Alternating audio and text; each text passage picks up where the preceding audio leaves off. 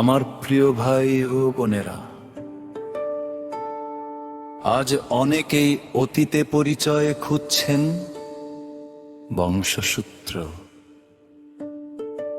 পরিচয়, পরিবারের বৃক্ষ, রক্তের রেখা অর্থ প্রদান করে, কিন্তু ঈশ্বরের বাক্য বলে পরিচয় পাওয়া যায় না, এটি পাওয়া যায় রক্তের মাধ্যমে নয়, আনুগত্যের মাধ্যমে। গির্জার প্রাথমিক শতাব্দীতে ভিক্টর নামে একজন রোমান সৈনিক এই সত্যটি বুঝতে পেরেছিলেন। তাকে খ্রিস্টানদের হত্যা করার আদেশ দেওয়া হয়েছিল, তলোয়ার উঠেছিল, তারপর তা পড়ে গিয়েছিল। যখন জিজ্ঞাসা করা হয়েছিল, তুমি কি তোমার পরিবারকে ত্যাগ করবে, তিনি বললেন, না, আমি আমার প্রকৃত পরিবার খুঁজে পেয়েছি।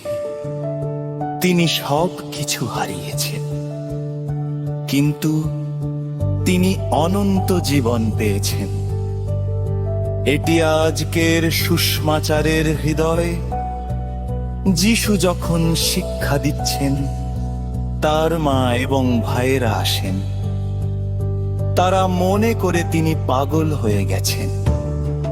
ইসরায়েলের পরিবার জীবনের ভিত্তি ছিল, কিন্তু যিশু বলেন যে ঈশ্বরের ইচ্ছা পালন করে সে আমার ভাই, আমার বোন এবং আমার মা। রক্তের দ্বারা নয়, আনুগত্য। এটি প্রত্যাখ্যান নয়, এটি পুনর্বিন্যাস। এমনকি মেরিও বাক্য শুনে এবং পালন করে একটি পরিবারে পরিণত হয়েছিল। সাধুরা এর মূল্য জানতেন। ক্রোশের যোহন বলেন, এমনকি ভালো সম্পর্ক বাধা হয়ে দাঁড়ায় যদি তারা ঈশ্বরকে অতিক্রম করে। বিচ্ছেদ প্রেমকে হ্রাস করে না, এটি তাকে পবিত্র করে। একটি জেল শিবিরে একজন প্রতিবন্ধী খ্রিস্টান অপমান সত্ত্বেও বিশ্বস্ত ছিলেন। তিনি তার আত্মীয়দের হারিয়েছিলেন, কিন্তু তিনি ঈশ্বরের পরিবার খুঁজে পেয়েছিলেন। তিনি পূর্বপুরুষদের দেখার বিশ্বাস ঈশ্বরের সন্তানদের জন্ম দেবে। খ্রিস্টকে গ্রহণ করা হলো তার বাক্যে বিশ্বাস করা, তার করুণায় বিশ্বাস করা, তার রাজত্বের কাছে আত্মসমর্পণ করা।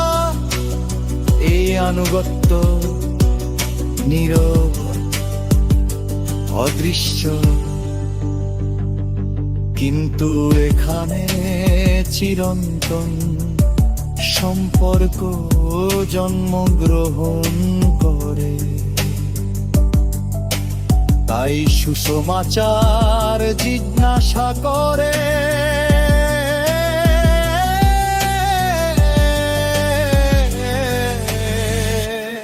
আমাদের পরিচয় কি রক্তে নাকি বিশ্বাসে?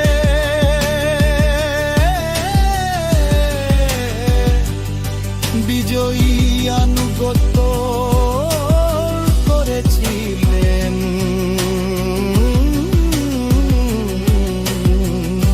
বন্দী স্বচ্ছ করেছিলেন।